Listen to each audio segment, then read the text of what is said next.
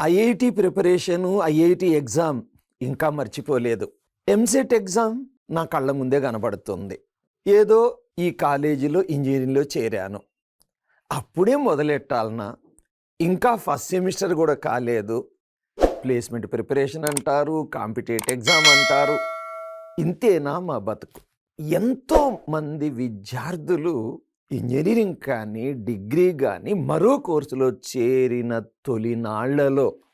తొలినాళ్లలోనే కాదు, first year పోతుంది, second year పోతుంది, ఆఖరికి థర్డ్ ఇయర్లో కూడా నిద్రలేవరు.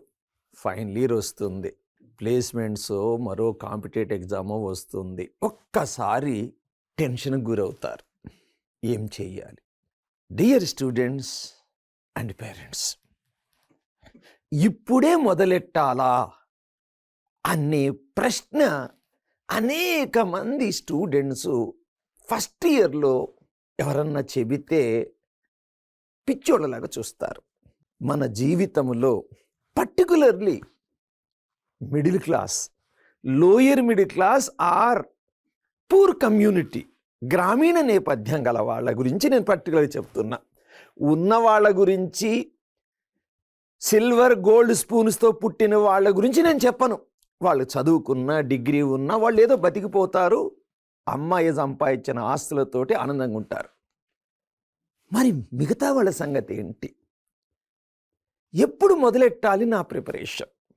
చైనాలో ఒక వెదురు చెట్టు గురించి చాలాసార్లు నేను విన్నాను. నా కళ్ళతో అయితే నేను చూడలేదు, నేను విన్నాను, చదివాను.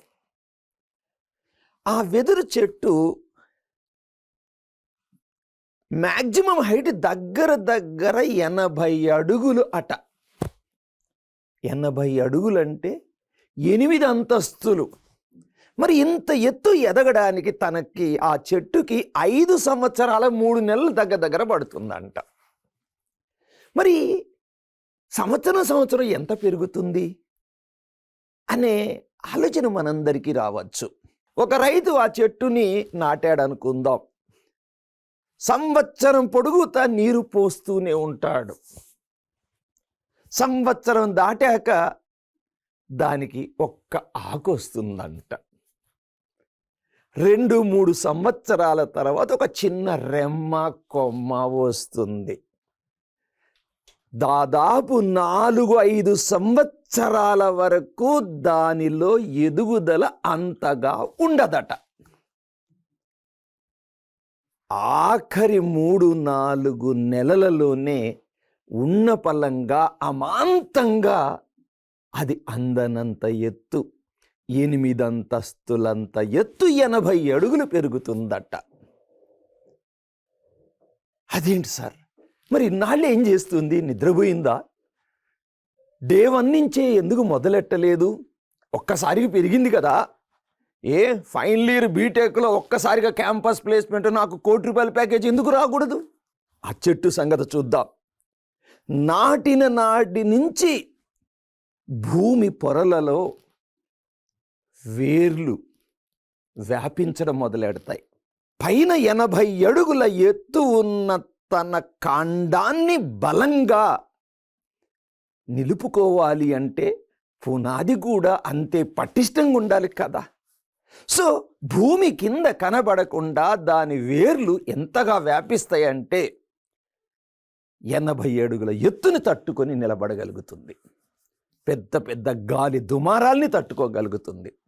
అంటే దాదాపు 5 సంవత్సరాలు అంతర్మథనం భూమి పొరల్లోనే తన శక్తిని, యుక్తిని చూపిస్తుంది.